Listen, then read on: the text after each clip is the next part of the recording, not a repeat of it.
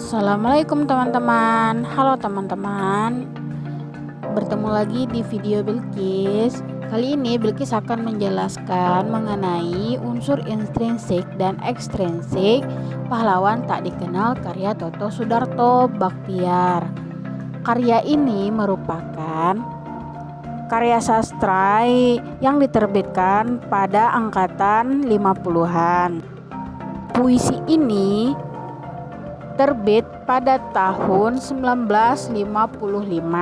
Untuk lebih jelasnya, yuk kita lihat yuk apa saja unsur intrinsik dan ekstrinsiknya. Yuk kita simak bersama.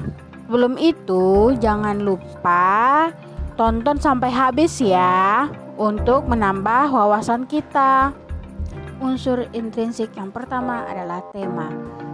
Tema dalam puisi pahlawan tak dikenal adalah perjuangan dan kegigihan seorang pahlawan pembela bangsa. Pejuang ini gugur dalam usia muda untuk membela bangsa Indonesia saat itu yang sedang berperang.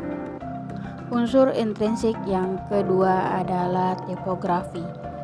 Pada puisi ini terdiri dari 5 bait puisi, masing-masing bait terdiri 4 baris atau larik.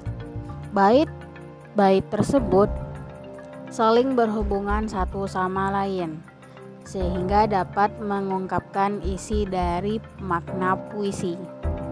Unsur intrinsik yang ketiga adalah nada.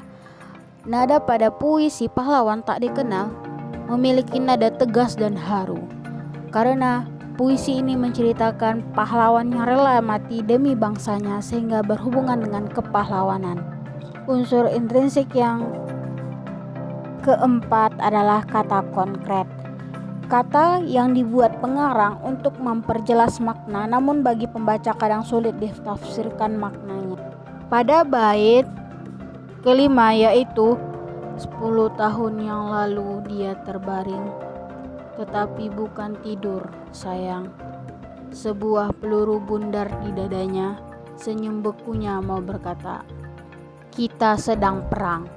Kata peluru dideskripsikan dengan unsur bentuk, yaitu bentuk peluru yang bundar.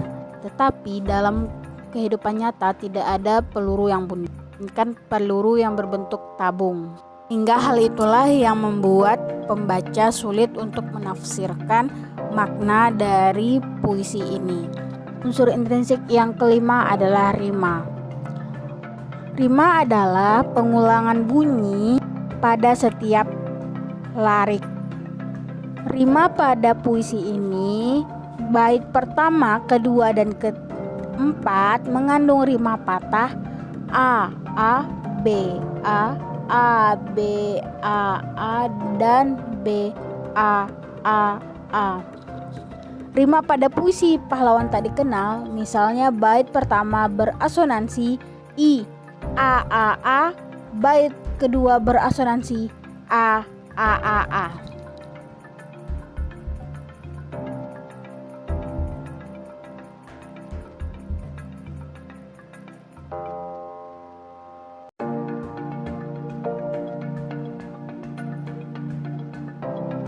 Unsur intrinsik yang kelima adalah citraan. Pada larik pertama, sebuah lubang peluru bundar di dadanya merupakan citraan penglihatan. Wajah sunyi setengah tengadah merupakan citraan penglihatan. Kedua lengannya memeluk senapan merupakan citraan penglihatan. Menangkap sepi padang senja merupakan citraan perabaan. Dunia tambah beku di tengah derap dan suasana menderu, citraan perabaan dan pendengaran. Unsur intrinsik yang keenam adalah gaya bahasa. Gaya bahasa merupakan cara pemakaian bahasa dalam karangan atau karya. Bagaimana seorang pengarang mengungkapkan sesuatu yang akan dikemukakan. Gaya bahasa pada puisi pahlawan tak dikenal adalah gaya bahasa repetisi dan gaya majas metafora. Gaya bahasa sering juga disebut dengan majas. Selain majas repetisi dan majas metafora, ada juga majas paradoks, menyatakan pertentangan yang terdapat pada larik, kemudian dia terbaring tetapi bukan tidur, sayang. Dan majas alusio yang menunjukkan secara tidak langsung pada suatu tokoh atau peristiwa yang sudah diketahui bersama. Hari itu, 10 November, hujan pun mulai turun. Unsur intrinsik yang terakhir adalah amanat. Amanat pada puisi pahlawan tak dikenal adalah: 1. Sebagai generasi muda penerus bangsa harus bisa lebih mencintai tanah air Indonesia. 2. Selalu menghargai jasa para pahlawan yang telah gugur di medan perang dan rela mati di usia muda demi membela negara tercinta, negara Indonesia, agar merdeka dan bebas dari penjajah. Unsur ekstrinsik yang pertama adalah unsur biografi. Toto Sudarto Baktiar, seorang penyair dasawarsa 1950-an yang diperkenalkan pertama kali oleh H.B. Jassin dengan sajaknya Ibu Kota Senja. Dia lahir di Palimanan, Cirebon 12 Oktober 1929, Selasa 9 Oktober 2007 ia meninggal di salah satu rumah sanak familinya di Cisaga, Ciamis, Jawa Barat. Toto meninggalkan seorang istri, Zainar, berumur 80 tahun, seorang putri bernama Sri Adila Perikasih, serta 2 orang cucu. Unsur ekstrinsik yang kedua adalah unsur sosial.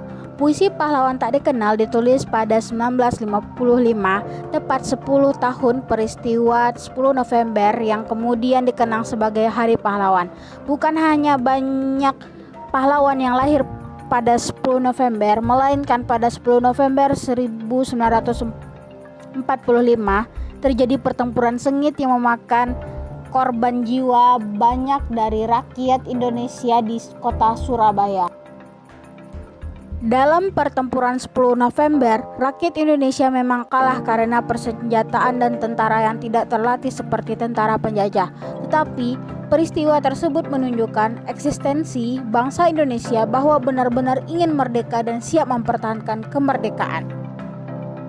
Unsur ekstrinsik puisi pahlawan tak dikenal yang ketiga adalah unsur nilai.